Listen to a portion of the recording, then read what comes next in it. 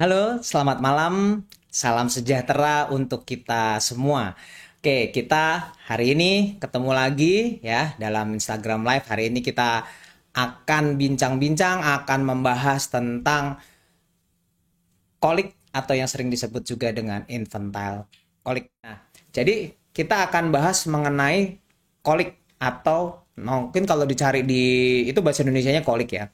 Tapi kalau di secara umum bahasa Inggrisnya disebut infantile colic. Nah, memang colic ini harus dibedakan dengan kolik yang karena masalah di ginjal misalnya. Ya, jadi misalnya ada masalah di ginjal, dia sakit sakit banget. Nah, itu kolik ginjal lain. Ada lagi yang kolik katanya kolik perut. Wow, karena infeksi perut atau apa terus perutnya kolik. Nah, itu lain lagi ya. Itu namanya kolik karena pencernaan. Ini lain. Ini yang kita bahas adalah infantile kolik. Apa sih infantile kolik? Apa sih kolik? Nah, sebelum bahas lebih jauh, kita akan coba lihat ya dari data Instagram yang udah dikumpulin. Pertanyaannya kan gini ya, pernah nggak sih ngalamin kolik ya? Pernah nggak sih ngalamin kolik anaknya, maksudnya bukan bapak ibunya ya. Jadi maksudnya anaknya apakah pernah mengalami kolik. Nah, ternyata jawabannya macam-macam. Ada yang anak pertamanya kolik, ada yang anaknya nangis nggak jelas, gejalanya ada yang disusui nggak mau, digendong juga nggak mau, ada yang dua anaknya kolik ya. Ada yang katanya tiap malam kolik. Ini gejala-gejala nih. Ada yang diawali muntah lalu tidur, habis muntah kolik tidur. Kolik bukan tuh yang kayak begitu ya. Ada yang nangis sampai 3 jam. Wow, 3 jam. Terus ada yang sebulan ini begitu terus. Kolik bukan. Ya. Dan ini ada yang bilang anak saya udah 2 tahun masih sering kolik. Dan ada yang bilang anak saya sudah 3 tahun masih sering kolik. Apakah yang umur 2-3 tahun itu termasuk kolik yang infantile kolik? Apa kolik yang lain?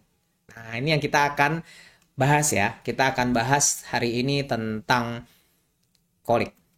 Nah, sebetulnya oke, pertanyaan yang paling penting dulu ya sebelum sebelum kita bahas kolik. Orang suka mengatakan bahwa kolik itu nangis berlebihan, ya. Orang suka bilang kolik itu nangis berlebihan. Sebetulnya yang sering ditanyakan kan, lah berlebihan tuh yang kayak apa ya? Emang yang normal nangis berapa banyak? Ya kan? Itu yang paling sering ditanyakan. Nangisnya berapa lama sih yang normal? Ternyata ada yang neliti loh, ada penelitian. Bahkan penelitiannya banyak. Ya, jadi penelitian menunjukkan bahwa semua bayi itu akan menangis lebih banyak selama 3 bulan pertama setelah lahir. Jadi artinya tenang, jangan stres. Kalau 3 bulan pertama kok nangisnya banyak banget? Iya, memang 3 bulan pertama memang banyak. Ya, 3 bulan pertama memang banyak. Nah, bahkan penelitian menunjukkan bahwa rata-rata dikumpulin semua ya, ada 8.690 bayi ditanyain orang tuanya, itu dikumpulin itu rata-ratanya sekitar 117 hingga 133 menit per hari. Jadi 133 menit 2 jam ya, 2 jam. Jadi kira-kira 2 jam lah. 2 jam per hari selama 6 minggu pertama. Jadi di usia 0 sampai 6 minggu kira-kira 2 jam lah. Terus kemudian menurun di umur 12 minggu jadi umur 3 bulan itu turun jadi sekitar 68 menit per hari. Jadi tinggal 1 jam. Ini rata-rata ya, rata-rata. Nah, peneliti menganggap bahwa ini mulai berlebihan. Jadi kita mulai mau batasi ini berapa lama sih kok dibilang berlebihan? Dikumpulin lah pertanyaan-pertanyaan ke orang tua. Menurut mereka kapan sih dianggap berlebihan? Dan itu di rata-rata. Dari penelitian tadi ternyata batas atas bahwa seorang anak dianggap nangis berlebihan kalau dia menangis sekitar 225 hingga 250 menit. 4 jam berarti ya, 4 jam per hari selama 6 minggu pertama. Jadi kalau nangis 4 jam per hari loh, 4 jam per hari selama 6 minggu pertama, itu berarti udah batas atas lah, udah kebanyakan itu. Nah, di minggu ke-8 atau ke-9 turun jadi 210 menit ya, 210 menit ya 3,5 jam lah ya kira-kira. Dan akhirnya nanti di minggu ke-12 akan turun jadi 145 menit, jadi kira-kira 2 jam lebih-lebih dikit. Jadi memang dianggap berlebihan banget kalau dia nangis 4 jam sehari di sampai usia 6 minggu, kemudian di usia 2 bulan turun lah kira-kira sekitar 3 jam lebih dikit ya. 3 jam lebih sedikit, dan nanti di umur 12 minggu semuanya serba membaik, kira-kira sekitar di 2 jam. Itu dianggap paling banyak. Tadi kan normalnya sampai 1 jam aja ya. Jadi ternyata kayak begitu tuh nangis yang normal ya. Nangis yang normal ternyata segitu jumlahnya. Ada nggak yang ngitungin? Jujurnya sih saya juga nggak pernah ngitungin sih. Dulu juga nggak sampai, nangis berapa jam gitu. Nggak pernah sih. Nah, menangis yang berlebihan ini, menangis yang berlebihan yang tadi katanya sampai 4 jam lah begitu, itu ternyata salah satu masalah yang paling banyak dibawa ke dokter loh. Walaupun orang tua kadang-kadang ditanya udah tahu, iya ini kolik, udah tahu juga ini sesuatu yang biasa terjadi pada anak gitu. Tapi ternyata, nah itu dia, ini salah satu masalah yang paling menyusahkan ya. Jadi orang tua kenapa datang? Karena orang tua sering menyangka bahwa ini suatu penyakit atau suatu kegagalan dari pola pengasuhan. Jadi orang tuanya merasa gagal gitu. Merasa, aduh kok gini sih, kok nggak bisa sih gitu ya. Nah itu dia. Jadi orang tuanya akan merasa gagal dan dia terpaksa datang ke dokter. Atau memang takut, ini ada sakit sesuatu kali ya. Jangan-jangan ada sakit. Itu dia kenapa ini salah satu masalah yang cukup banyak dibawa ke dokter.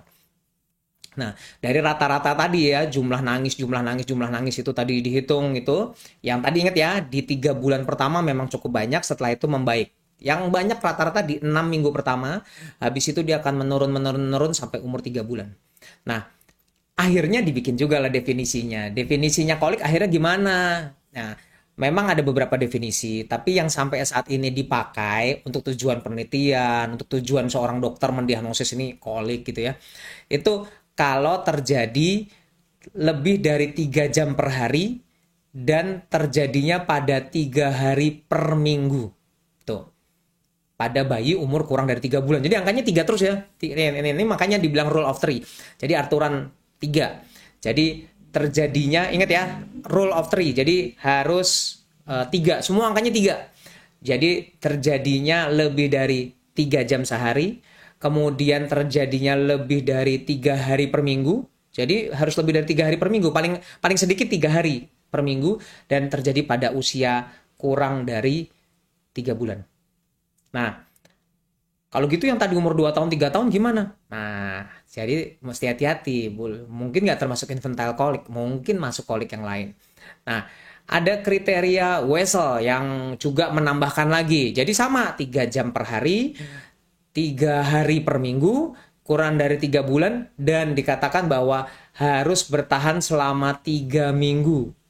Jadi selama 3 minggu terjadi terus-menerus gitu ya. Ya 3 hari seminggu, tapi 3 minggu begitu-begitu terus. Nah, kriteria Wessel ini agak-agak ada yang menentang gitu. Kenapa? Karena kalau dibilang harus nunggu 3 minggu udah kelamaan. Kenapa? Ya gimana ya, stres lah ya kalau anak nangis terus selama 3 minggu, ya kan? Terus disuruh nungguin sama dokternya, ini belum 3 minggu nih. Nanti ya kalau udah 3 minggu datang lagi ya gitu. Waduh, itu suatu bisa membuat kecemasan tersendiri. Makanya kata 3 minggunya ada beberapa pendapat yang bilang mendingan dihilangin aja. Jadi cukup 3 jam per hari, 3 hari per minggu, usia di bawah 3 bulan. Apalagi kalau udah lebih dari 3 minggu berturut-turut, ya udahlah itu udah pasti masuk. Ya, udah pasti masuk ke kriteria kolik. Nah, emang banyak gak sih? Ternyata banyak, 8-40%. Ya, jadi artinya lumayan lah, 8-40%. 8-40% tuh lumayan. Kalau 40% tuh hampir setengah loh. Jadi jangan heran kalau, kok anak saya kolik ya. Memang kalau lihat ya, kan itu separuh kolik lah. Tapi kolik emang ada yang ekstrim, ada yang gitu-gitu aja. Ada yang nangis dikit lah, terus udah. Ada yang nangis terus-terusan. Kalau ditanya yang berobat ke saya, rekornya nangisnya 13 jam. Hah, 13 jam? Iya bener 13 jam. 13 jam itu tuh nangis dari kemarin sampai hari ini gitu. Setengah hari lebih. Nangis aja. Digendong paling cuma tenang. Ya, setengah jam lah gitu. Habis itu dia nangis lagi. Terus habis itu digendong, nangis lagi. Orang tuanya ikut nangis. Ya, jadi waktu datang berobat orang tuanya ikut nangis. Kebetulan datang kakek neneknya juga ikut nganterin, semuanya ikut nangis. Jadi kakeknya nangis, neneknya nangis, bapaknya udah mukanya stres, ibunya nangis. Datang lagi lah mertuanya ya, jadi bapak ibu dari pihak suaminya sama datang ketemu di rumah sakit ikut nangis, ini kenapa ini gitu. Ya udah, jadi akhirnya semua nangis di ruang praktek.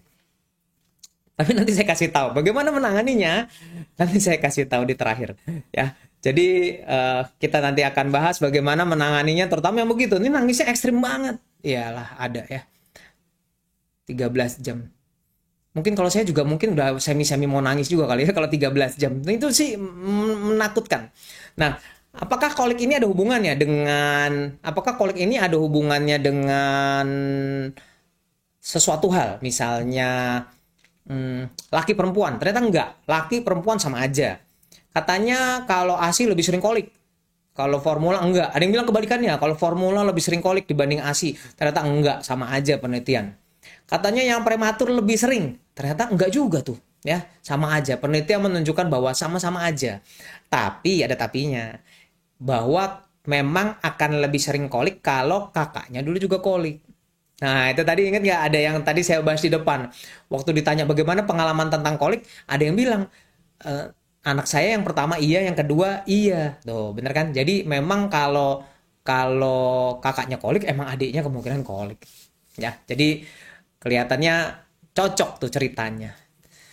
Nah, terus ada lagi yang menghubungkan dengan ternyata kalau ada masalah keluarga, jadi kalau ada masalah dalam keluarga, ternyata itu akan menyebabkan kolik lebih sering pada bayi. Ya, jadi ternyata memang lingkungan juga berpengaruh. Nah, emang sebenarnya kolik kayak apa sih? Kolik kolik itu sebetulnya, nah kan tadi kan udah tahu kita dari jamnya ya, dari waktunya, waktu jumlah jumlah nangisnya, ya kan? Tadi dari jumlahnya. Tapi ternyata ada penelitian yang bilang mestinya nangisnya nggak gitu doang loh. Ada keadaan tertentu yang lebih cocok ini kolik. Jadi, kapan sih akan kita anggap itu suatu kolik?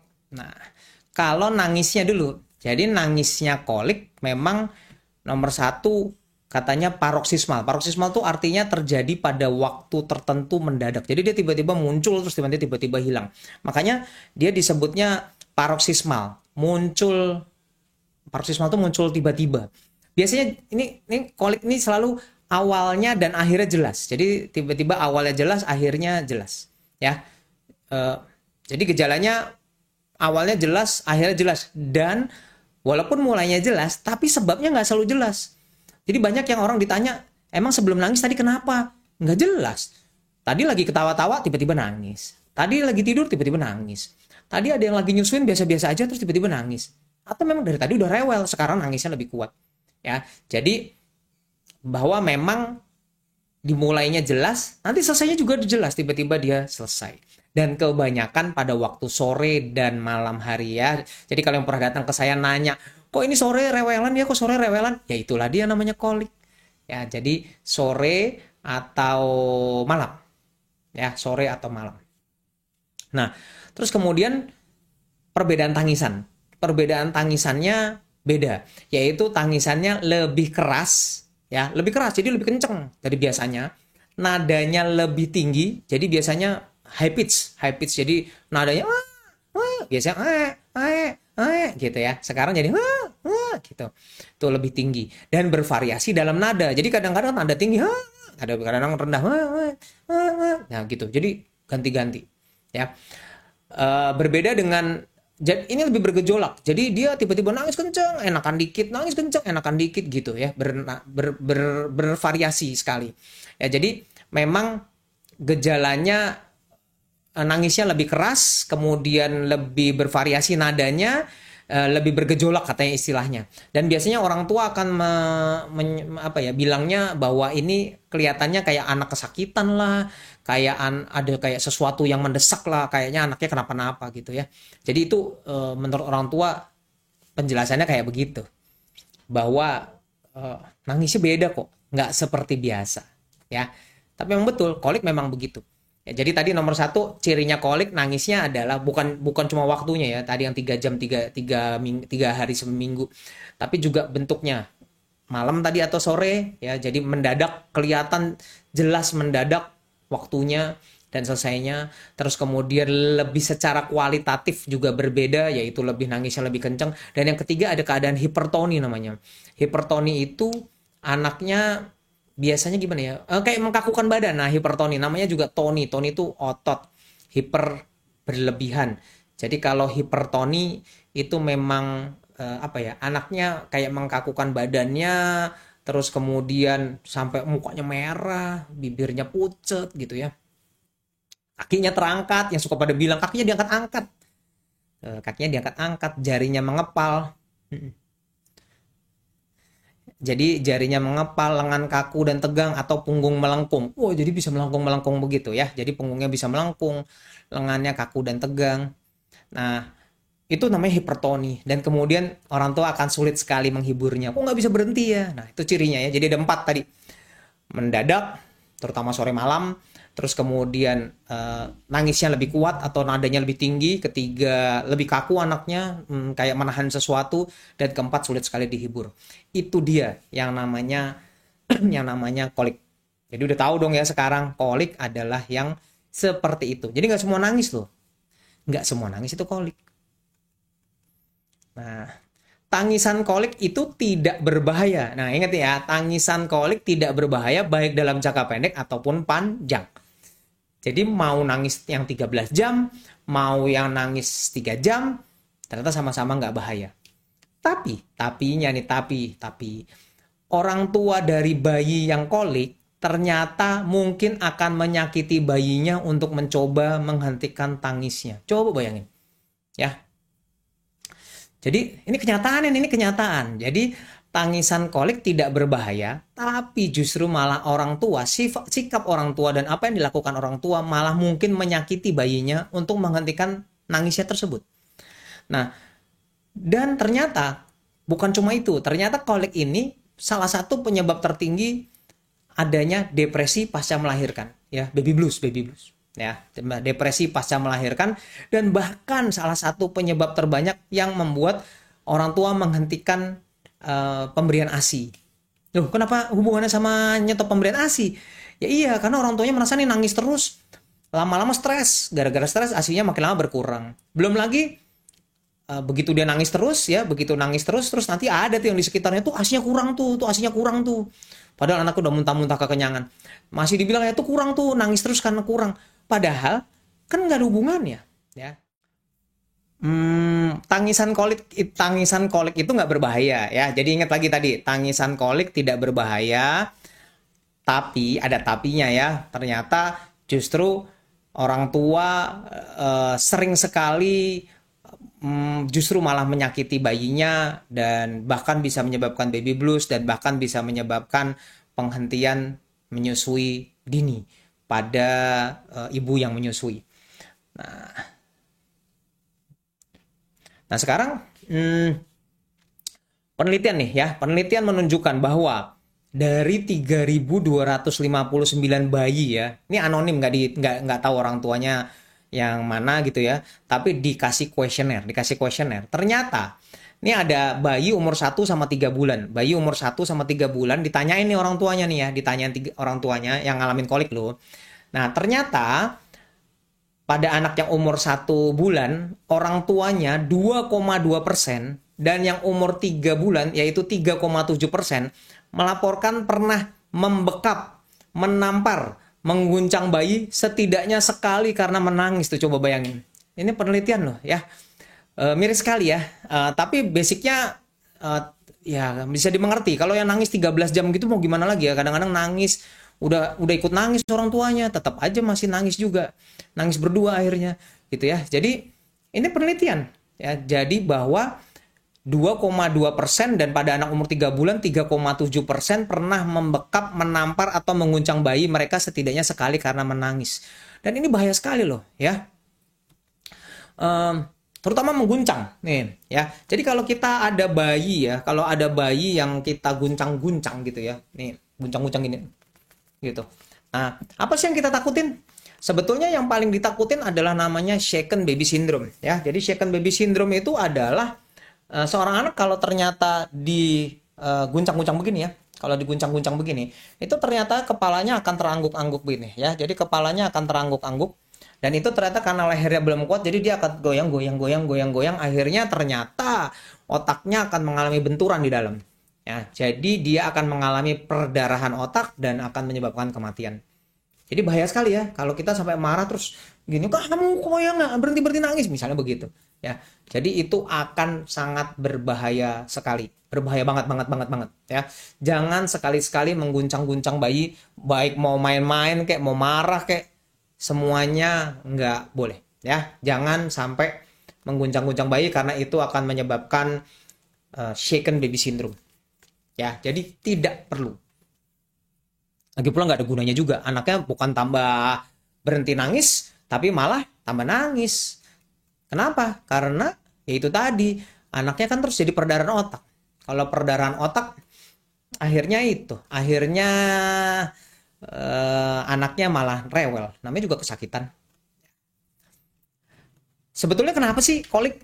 Ya kan? Sebelum kita bahas nanti terakhir bagaimana cara nanganinnya, eh, pertanyaannya kenapa sih sebenarnya kolik? Ya kan? Kenapa kok terjadi kolik? Kita udah tahu tadi definisinya, kita udah tahu kenyataannya bahwa banyak orang yang sampai stres banget gitu. Tapi sebenarnya etiologi kenapa penyebab kolik sampai sekarang nggak diketahui. Ya, yang pastinya nggak tahu. Kayaknya udah dari sananya lah begitu. Nah, tapi memang betul teknik pemberian ASI atau teknik teknik menyusui yang kurang pas gitu kadang bisa menyebabkan kolik. Jadi misalnya dia lebih banyak menelan udara. Penelitian menunjukkan ada yang bilang itu ada hubungannya. Walaupun ada penelitian yang bilang nggak ada hubungannya. Jadi semua penelitian di sini yang saya sebutin ini sebenarnya tidak bisa menemukan hubungan yang benar-benar bermakna banget gitu. Benar-benar signifikan banget. Tapi memang dipertimbangkan. Jadi memang salah satunya karena cara pemberian ASI atau perlekatan lah ya yang kurang baik. Itu bisa dimengerti sih ya, karena udaranya masuk. Begitu udaranya masuk, perutnya lebih nggak enak lah, begah lah, dan akhirnya rewel.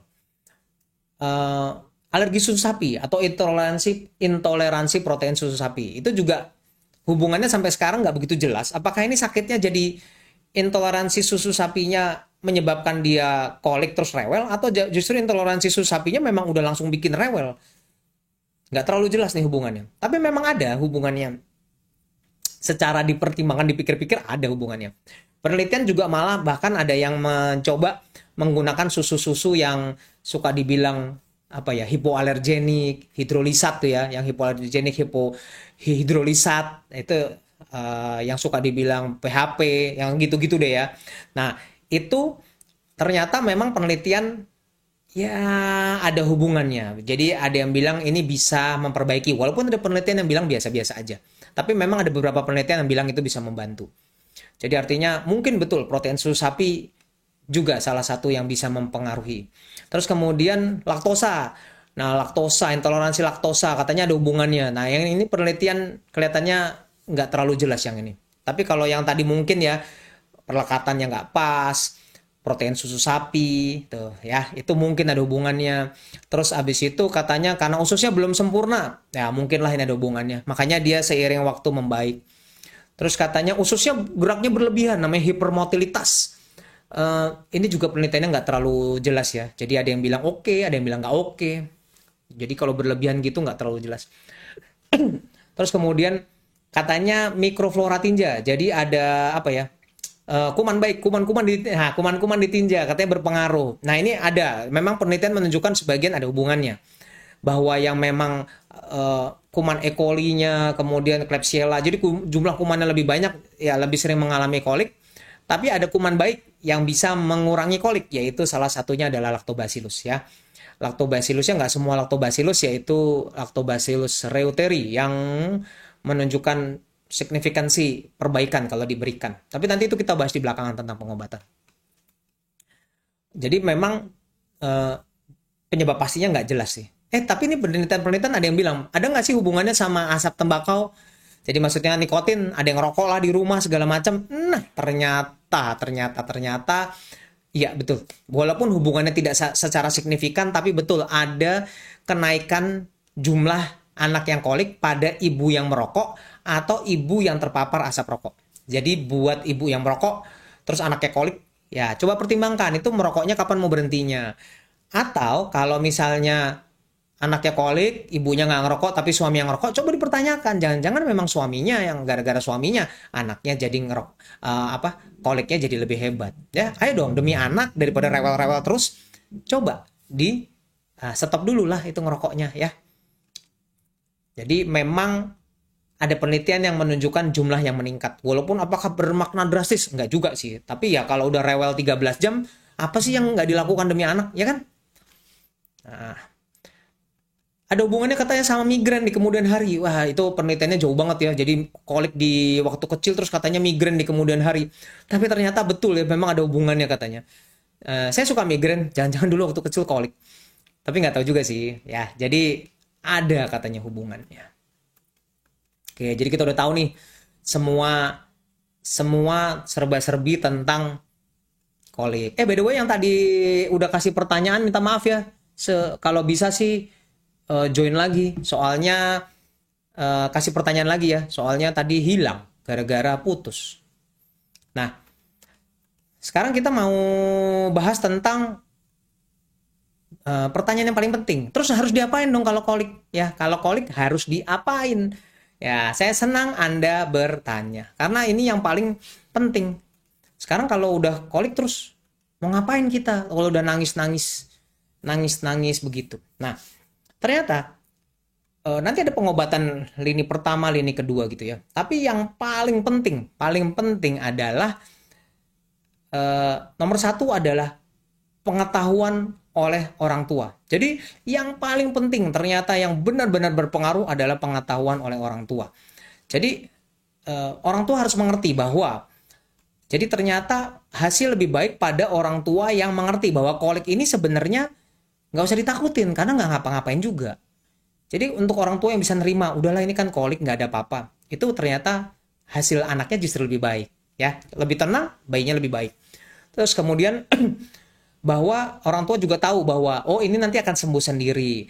Terus kemudian pengetahuan bahwa ini nggak ada hubungannya dengan orang tuanya bisa ngasuh atau enggak. Ini nggak ada hubungannya orang tuanya melakukan kesalahan atau enggak. Karena kolik memang muncul dan nanti hilang. Dengan begitu orang tua bisa menerima dengan baik.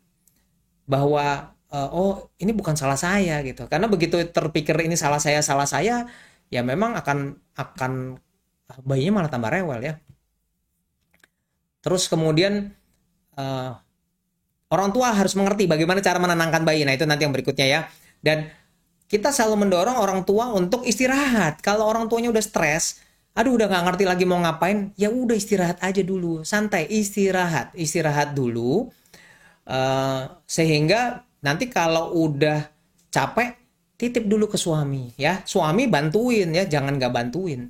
Suami harus bantuin karena kalau nggak bantuin istrinya capek banget. Jadi pastikan kalau udah begini suami harus bangun untuk bantuin. Istri bangunin aja lah, suaminya dibangunin aja ya, kasih aja. Nah, dan orang tua harus mengakui bahwa perasaan frustasi, stres akan membuat semuanya lebih parah. Jadi orang tua harus ngerti dulu. Hal yang begini nih ternyata membuat semua keadaan lebih baik. Nah, sekarang kalau kita lihat emang terus kalau yang kan Instagram saya udah tanya nih, gimana cara nanganinnya? Nah, ini daftar-daftar nih, cara menangani yang dilakukan oleh orang tua. Nomor satu, ada yang bilang bajunya dibuka, dibalurin minyak telon. Kita lihat nanti bener nggak ya? Ada yang kasih grip water. Grip water. Promonya cukup banyak tuh kemarin grip water. Ada yang bilang diajak ngobrol, emang ngerti? Tapi nanti kita lihat. Dibawa ke dokter, betul. Kalau udah stres ya bawa aja ke dokter. Kayak yang tadi yang 13 jam dibawa ke dokter. Digendong, nah ini yang paling banyak. Hampir semua bilang kalau udah kolik ya udah ayo digendong aja ya. Terus periksa semua. Kalau aman ya udah susuin. Periksa semua tuh maksudnya periksa diapersnya, periksa ada yang misalnya digigit binatang apa enggak gitu ya. Kalau aman disusuin. Masih rewel juga dimandiin. Loh, kok dimandiin? Bener nggak? Nanti kita lihat lagi ya. Ini jawaban yang kenyataan loh. Ada yang bilang dibawa ke tempat baru, dibawa keliling naik mobil, digendong posisi tegak. Ada yang bilang pakai white noise. White noise itu yang bunyi gitu ya. Digendong keluar rumah. Dibiarkan aja. Ada yang dibiarin aja loh. Dibiarin aja udah gitu. Ada yang setel TV Cocomelon. Ya ini bagaimana ini? Kan bayinya kurang dari 3 bulan. Emang udah ngerti ini nonton TV gitu. Ya. Ada yang ikut nangis minta tolong suami, boleh minta tolong suami tapi nggak usah ikut nangis ya. Ada yang dipeluk, dikasih empeng, digendong sembari ditepuk-tepuk pantatnya. Ada yang udah dibawa ke dokter anak terus dibawa pulang lagi. Iya, karena dibawa ke dokter anak biasanya baru ngantre udah selesai dia nangisnya. Dipeluk kenceng sambil marah-marah. Ini kenyataan, ini tulisan yang dijawab di Instagram Live. Dipeluk sambil marah-marah. Aku sambil marah-marah sih? Ya, tapi memang ini membuat stres tersendiri. Pijet bayi, ibunya ikut nangis, diketok-ketok perutnya. Lah, kok diketok-ketok ya? Eh, gini kali ya, duk-duk gitu ya. Itu kan buat periksa ya, bukan buat ngobatin. Diketok-ketok, diajak ke pinggir jalan. Nah, ini dia nih, diajak ke pinggir jalan. Pertanyaan saya yang paling gampang nih, yang paling gampang. Eh, kolik ini kan terjadinya sore atau malam hari ya, dan jadi kebanyakan malam banget. Kayak anak saya waktu dulu kolik suka malam-malam tuh, jam 12, jam 1 gitu ya. Pertanyaan saya gimana ngajak ke pinggir jalannya ya? Itu yang jadi pertanyaan saya. Walaupun saya pernah sih ngajak-ngajak ke luar ke beranda gitu ya, ke teras malam-malam. Karena udah rewel banget dan berhenti. Nah ini tadi ada tuh yang nulis katanya digangguin oleh makhluk halus. Bener nggak? Jawabannya yang enggak lah ya. Kolek itu memang nggak ada hubungan sama makhluk halus. Tapi harusnya jadi ya ini memang kolek memang terjadi. Tapi kalau diajak ke pinggir jalan jam 12 malam di bawah pohon terus tiba-tiba anaknya nangis terus kayak hari ini malam Jumat ya nggak tahu sih ya. Siapa tahu ada yang duduk-duduk. Maksudnya satpam duduk-duduk gitu ya, bukannya duduk di atas pohon. Jadi nggak gitu bercanda. Jadi prinsipnya sih mau diajak keluar boleh, tapi ya hati-hati juga. Maksudnya hindarin juga ya kalau ada yang misalnya ada yang soalnya dibawa keluar ternyata di luar ada yang lagi apa ya lagi duduk-duduk terus dia kemudian ngerokok. Merokok itu justru menyebabkan justru tambah rewel. Tapi emang betul dia yang bilang, "Dok, dia kalau rewel kenapa lihat ke situ-situ terus? Terus kalau dibawa menjauh dari tempat itu kok ini ya, kok dia nangisnya hilang." Nah, saya juga nggak bisa jawab sih. Tapi itu nanti ada tuh salah satu trik untuk menenangkan memang. Pijat perut pakai yang anget-anget sama gerakan mengayuh. Nah, kita coba lihat ya. Kita coba lihat. Itu tadi di Instagram jawabannya pada begitu. Tapi sebenarnya bagaimana sih yang harus dilakukan? Yang harus dilakukan nomor satu. Jadi ada namanya intervensi lini pertama dan lini kedua. Lini pertama ini harus dilakukan pada semua anak kolik ya.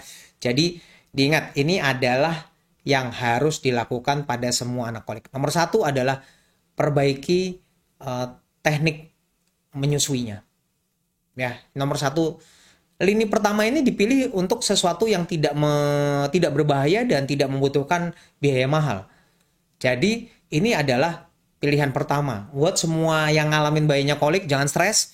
Nomor satu, perbaiki cara pemberian ASI atau menyusuinya. Misalnya pakai dot.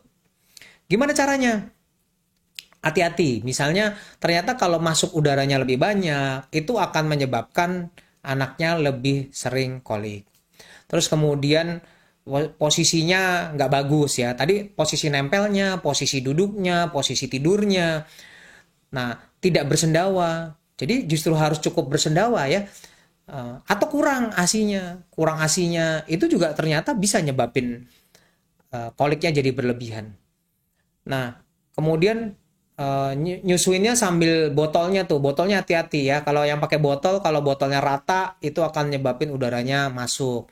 Beberapa botol katanya bisa mengurangi kolik, walaupun penelitiannya juga nggak terlalu jelas ya. Tapi memang di mana dia bisa mengurangi udara masuk ke perut, ternyata bisa ya mengurangi kolik ini.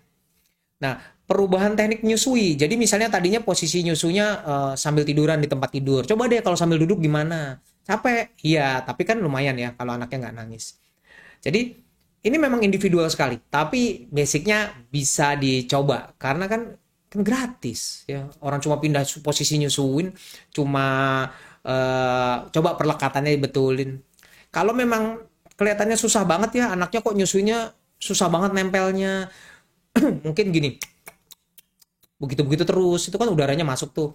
Coba datang ke konselor laktasi. Tadi teknik pemberian ASI-nya coba atau pemberian susu formulanya, saya nggak bilang susu formula lebih baik tadi ya. Baik susu formula mau ASI maupun ASI coba lihat bagaimana pemberiannya, sudah baik atau belum. Kedua, lini pertama juga nih yang harus dilakukan yaitu belajar teknik menenangkan. harus belajar teknik menenangkan. Nggak semua teknik menenangkan ini cocok dengan anak yang ini, cocok yang anak ini gitu. Jadi dia nggak semuanya cocok dengan satu anak bisa semua, enggak. Jadi kadang ini cocoknya sama yang ini cocok sama yang ini. Apa aja? Ternyata beberapa mempermudah atau bisa menenangkan bayi, yaitu misalnya menggunakan apa sih, empeng, menggunakan empeng. Jadi ternyata menggunakan empeng bisa mengurangi kolik. Jadi tadi ada yang bilang tadi ya jawabannya pakai empeng, ternyata betul juga tuh ya. Menggunakan empeng bisa mengurangi kolik. Tapi ingat, empeng harus mulai dihentikan di umur 6 bulan dan harus berhenti total di umur 9 sampai 12 bulan. Karena lebih dari itu akan mengganggu posisi gigi. Kemudian bisa menyebabkan infeksi telinga. Jadi pastikan kalau menggunakan empeng, gunakan dengan bijak, nanti akan selesai sebelum umur 1 tahun. Nah, terus kemudian ya untuk menenangkan, mengajak bayi untuk naik mobil atau berjalan-jalan di kereta dorong atau stroller tuh. Bener tadi yang jalan-jalan. Makanya ada yang udah ke dokter anak, baru ngantre, kok udah selesai, udah nggak nangis lagi. Ya itu jawabannya. Ternyata memang cuma diajak jalan-jalan pun biasanya hilang. Terus kemudian memegang bayi atau menempatkannya di gendongan depan. Jadi ya gini ya. Jadi gendongnya begini ke depan begini. Itu juga bisa ternyata ya. Terus kemudian mengayun-ayun, diayun-ayun. Nah, terus kemudian mengubah pemandangan tuh, mengubah pemandangan. Ternyata merubah pemandangan bisa mengurangi kolik. Jadi jangan sampai terpikir kalau dia di situ, misalnya duduk dibawa ke situ, kenapa dia nangis terus? Ternyata terus katanya di situ ada yang nungguin kali. Bukan begitu. Ternyata pandangan yang berbeda itu bisa membuat insight yang berbeda buat anaknya. Jadi suatu pemandangan yang berbeda bisa menyebabkan koliknya hilang. Nah, jadi belum tentu ada yang nunggu-nunggu gitu di situ. Orang Indonesia kan senang banget tuh, tiap ada apa-apa dikit, oh ada yang nunggu, oh ini digangguin, oh ini ada yang minta gendong, apa coba minta gendong, gitu ya, ada yang minta gendong. Tuh anak saya dulu pernah tuh rewel, terus dibilangin katanya itu memang bener, teman saya ada yang bilang itu ada anak kecil yang minta main terus mau minta gendong bareng, makanya anaknya nangis terus tuh. Terus pas kita bawa naik mobil berhenti nangisnya, terus dibilang iya yang minta gendong tadi udah turun di jalan, padahal enggak, kan tadi udah dibilang naik mobil hilang, lihat pemandangan hilang, ya kan. Jadi nggak usah terlalu kita, ya nggak tahu lah, kalau mau percaya silakan ya, tapi jangan sampai hal-hal begitu yang kesannya mistis-mistis begitu menyebabkan kita terpaku dengan aduh ini pasti ada yang nunggu segala macam, dan akhirnya dibawa-bawa ke hal-hal yang tidak baik ya, karena kenyataannya ada yang sampai diminum-minumin macam-macam ya. Saya punya pasien yang sampai diminumin air katanya air rebusan apalah gitu. Ini anak umur kurang dari 3 bulan loh, yang harusnya kan ASI aja dikasih air rebusan apa. Kemarin dapat lagi, udah lama sih, udah berapa tahun lalu, yang direbusin cacing tanah dari depan rumah. Katanya direbusin, katanya kalau makan yang cacing lebih baik, jadi cacing tanah direbus terus kemudian diminumin. Ini bayi kurang dari 3 bulan coba, terus datangnya karena diare. Ya iyalah, orang itu dari nggak jelas antah berantah di depan terus diminumin, ya diare lah. Terus tanya lagi, dok ini kok diare? Ya iyalah gitu, masih ngeyel, dok kan udah direbus. Nggak tahu deh ya. Jadi mengubah pemandangan, menempatkan anak di ayunan bayi, boleh loh di ayunan bayi, tapi nggak boleh tidur di ayunan terus-terus ya. Terus kemudian mandi air hangat tuh, ternyata mandi air hangat, makanya tadi ada yang bagus loh, dia katanya dia disusuin, nggak bisa juga digendong-gendong, nggak bisa juga dimandiin air hangat, ternyata betul, mandi air hangat. Dan menggosok perut bayi, jadi kayak pijet bayi begitu ya, tapi cuma digosok perut-perutnya aja. Di bedong, katanya di bedong boleh, tapi di bedong nggak boleh terlalu ketat ya, karena akan menyebabkan gangguan pada sendi panggul. Jadi kalau di bedong pun harus loose, kakinya bisa gerak. Terus kemudian boleh juga dengan memutar kaset audio detak jantung. Bisa detak jantung ya. Jadi bunyi detak jantung yang lebdep, lebdep, lebdep, lebdep. Itu ternyata bisa membuat anak koliknya berkurang. Kenapa? Mungkin karena dia biasa waktu didekap di ibunya, dia bunyi dengar detak jantung, sehingga dia jadi dia lebih nyaman. Nah, terus kemudian menggendong, mendekap dengan erat boleh nih ya, dan coba napas perlahan. Kenapa? Karena begitu napas perlahan, Detak jantung juga kita perlahan ya. Jadi dep dep dep dep dep dep. Napas kita juga pelan-pelan, anaknya juga jadi ikut pelan. Jadi nggak bisa kalau kita sambil gendong terus gini, aduh ini nangis terus nih, gitu-gitu nggak bisa. Karena kalau begitu detak jantung kita malah berlebihan, anaknya juga tambah rewel, bukan tambah tambah tenang ya. Kemudian white noise. Ini ada yang sempat tadi sebut pakai pakai alat-alat white noise. Boleh nggak sih white noise? White noise misalnya penyedot debu, pengering pakaian, mesin cuci piring, ada alat untuk menyetel white noise, ternyata itu memang bisa membantu. Tapi apakah signifikan? Belum tentu, karena ada anak yang terbantu, ada anak yang enggak. Tapi karena memang white noise sendiri, alat white noise itu sendiri penelitiannya belum bagus, sampai saat ini dianjurkannya kalau mau make alat white noise itu sebaiknya diputar dengan volume terkecil dan diletakkan sejauh mungkin. Ya jangan di depan rumah, alatnya di sana di belakang rumah nggak kedengeran. Ini ya mungkin di pojok ruangan gitu ya, white noise. Rata-rata ini ya, rata-rata pakai alat untuk menyetel white noise. Walaupun katanya bisa pakai penyedot debu, pengering pakaian, ya itu mah bunyinya berisik banget kali ya. Bunyi penyedot debu, gitu malam-malam. Nah itu jadi, oh ya tadi bayi yang 13 jam dibawa ke rumah sakit, jadi gimana cara ngentiinnya waktu itu? Jawabannya waktu itu adalah digendong oleh suster. Jadi saya begitu dilihat ini nggak ada apa-apa. Terus saya bilang sama orang tuanya, udah orang tuanya tenang dulu, jangan nangis semua, nenek kakek jangan nangis, semua mertua jangan nangis, tahan dulu. Sekarang yang gendong suster di rumah sakit ini aja dulu. Digendong sama suster hilang langsung dah nangisnya. Ya, jadi coba bayangin ya. Jadi artinya kita nangis anaknya nangis 13 jam. Ini 13 jam. Nangisnya udah eh itu happening banget kali ya kalau dibilang. Tapi ternyata cukup digendong sama suster aja yang dari rumah sakit langsung hilang. Digendong saya juga udah hilang waktu itu sebetulnya. Tapi kan saya mesti ngomong, mesti nulis-nulis. Masa terus saya gendong terus gitu kan. Makanya saya titip ke suster. Tapi udah hilang gitu aja. Segitu aja. Padahal sebelumnya nangis nggak ada yang bisa berhentiin. Artinya ya kita mesti belajar lah ya. Hati yang tenang, hati yang lebih santai, mengerti bahwa ini bukan suatu hal yang bahaya gitu. Itu bisa membantu sekali. Nah, ada terapi-terapi yang belum terbukti ya. Maksudnya belum terbukti itu gimana ya? Jadi penelitian bilang ada yang bilang bagus, ada yang bilang enggak lah gitu. Ada yang bilang eh, nggak bahaya, ada yang bilang bahaya, ada yang bilang bagus, ada yang bilang nggak bagus ya. Ada beberapa. Misalnya contohnya katanya ada yang bilang ini kalau yang di susu formula, yang susu formula dulu. Kalau yang susu formula katanya susunya diganti dengan yang hidrolisat. Memang penelitian ada yang bilang baik, ada yang bilang nggak baik. Tapi kalau memang sudah dicoba dan ternyata koliknya berkurang, boleh diteruskan. Terus kemudian susu kedelai ternyata nggak terbukti. Saya tahu ada yang bilang studinya bilang masih bisa dipakai, tapi ternyata sebagian studi juga bilang nggak ngaruh susu kedelai. Bahkan susu kedelai beberapa negara nggak menganjurkan untuk mengurangi kolik. Kalau yang tadi yang hidrolisat, yang hipoalergi masih ada tempatnya.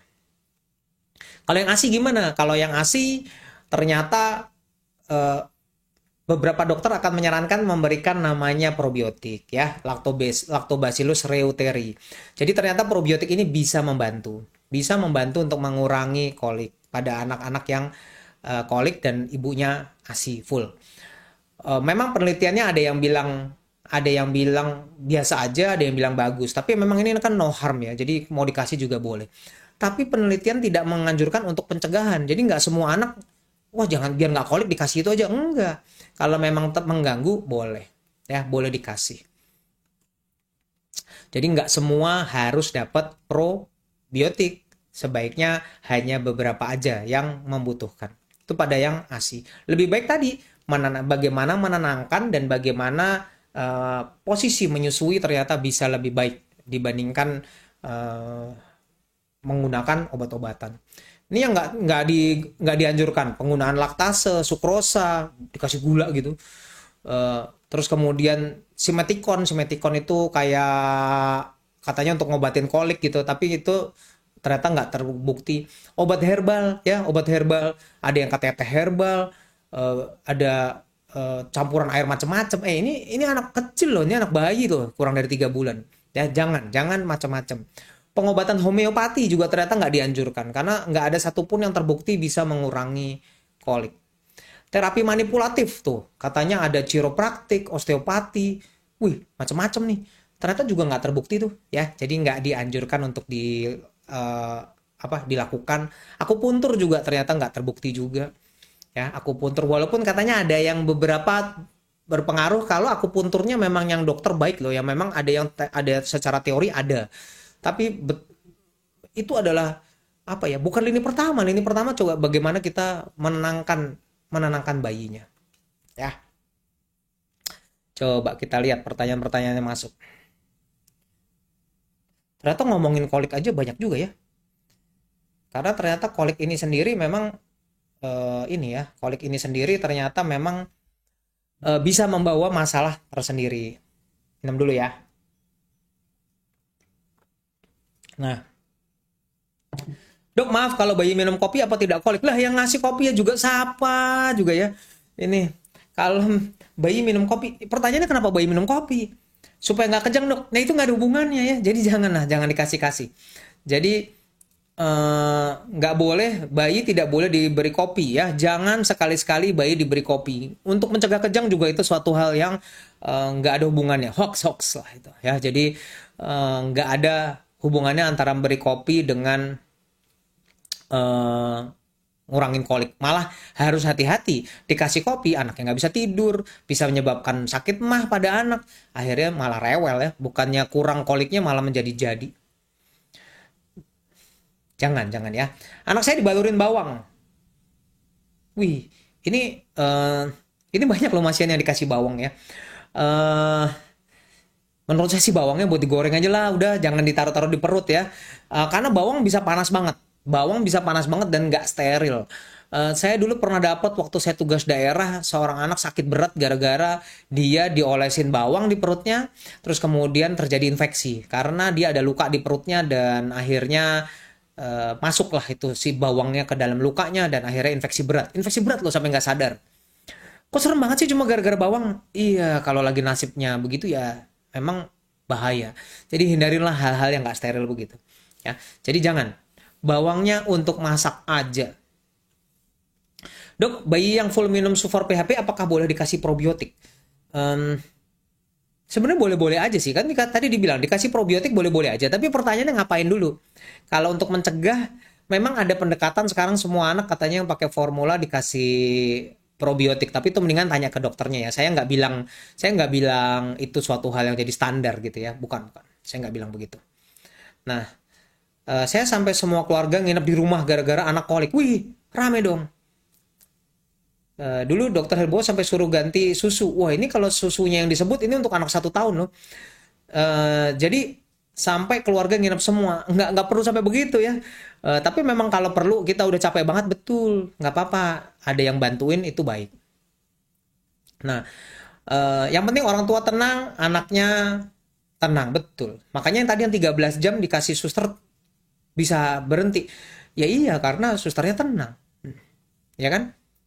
Dok, detak jantung anak yang normal gimana ya bunyinya? Sama, lep-dep, lep-dep, lep-dep, semua sama. Cuma detak jantungnya mereka lebih tinggi dibanding kita ya. Detak jantungnya mereka lebih banyak. Kita per menitnya lebih sedikit. Eh, Penggunaan probiotik apakah membantu? Tadi saya udah bahas bahwa betul mungkin bisa membantu, tapi jangan sampai disamaratakan bahwa semua anak yang kolik butuh probiotik. Jangan sampai begitu ya. Tapi memang pada beberapa titik bisa membantu. Anak saya pernah kolik 3 bulan baru sembuh. Saya sempat stres nangis mulai setengah 6 sore, jam 2 pagi baru berhenti selama 3 bulan begitu terus. Wih ini ceritanya cocok ya. Sampai umur 3 bulan emang berhenti kan tadi kan. Sayangnya ya nangis terus dari jam 6 sore sampai jam 2 pagi. Ya memang emang stres banget sih ya. Tapi kalau mamanya bener nangis jam 6 sore sampai jam 2 pagi itu air matanya nggak habis ya. Nanti dehidrasi bu. Jadi jangan lupa sesetres apapun, senangis kayak apapun, jangan lupa minum. Karena nanti kalau dehidrasi air asinya juga nggak keluar. Gurita masih direkomend nggak? Nggak.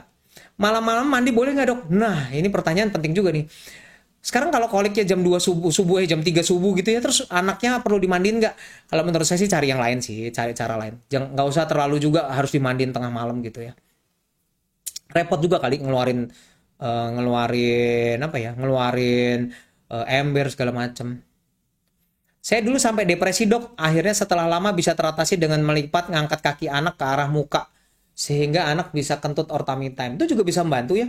Itu yang tadi kan yang makanya kakinya kayak dibikin mengayuh. Itu kan sebetulnya bisa. Sehingga anaknya nanti mudah kentut, anginnya keluar, anaknya lebih nyaman. Sebenarnya begitu dialihin enak kok. Gitu. Malam-malam boleh mandiin, sama juga ya tadi ya saya udah jawab.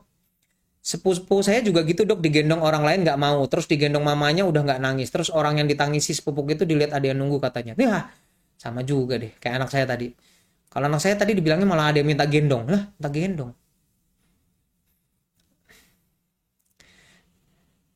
Nah terus abis itu kemudian perbedaan kolik dengan konstipasi. Nah ini saya akan bahas sedikit ya. Sekarang gimana caranya, kapan ya? Ini tinggal hal terakhir yang saya akan sampaikan.